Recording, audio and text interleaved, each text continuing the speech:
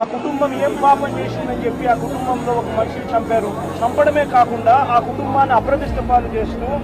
ఆ పిల్లాడి మీద ఎలాంటి చెప్పుకోదగ్గ హత్యలు చేసిన కేసులో, లేకపోతే ఒక ఫ్యాక్షన్ కేసులో, లేక తన ఒక ఫ్యాక్షన్ లీడర్ కిందనో, ఒక హత్యలు చేసిన వ్యక్తి కిందనో తనను ఒక ప్రొజెక్ట్ చేసి పోలీసులు ఏ రకంగా ఆ కుటుంబం జీవితంతో చెలగాటలాడుతూ ఏ రకంగా వ్యక్తిత్వ హరణ చేస్తా ఉన్నారో ధర్మమేనా? రేపు మీకైనా కానీ ఎవరైనా కూడా ఇదే మాదిరిగా చేసి మీరు హత్య కాబట్టి సింపతైజ్ చేయాల్సింది పోయి సింపతైజ్ చేయకపోగా మీరు హత్య రాజకీయాలు చేసే వాళ్ళు అన్నట్టుగా, మీరు ఫ్యాక్షన్ రాజకీయాల్లో ఉన్నట్టుగా, మీరు ఇంతకు ముందు ఏదో చేశారని చెప్పి తప్పుడు ప్రచారం చేసి ఆ తప్పుడు ప్రచారంలో భాగంగా మిమ్మల్ని చంపారని చెప్పి మీ మీద చేస్తే మీకు నచ్చుతుందా? కనీసం పోలీసులు అనే వాళ్ళు ప్రేక్షక పాత్ర వీరి చంద్రబాబు నాయుడు అనే వ్యక్తి క్షమాపణ చెప్పాలి. మోస్ట్ ఇంపార్టెంట్ థింగ్, రాష్ట్రంలో జరుగుతూ ఉన్న దాడులను తాను ఖండించి క్షమాపణ చెప్పి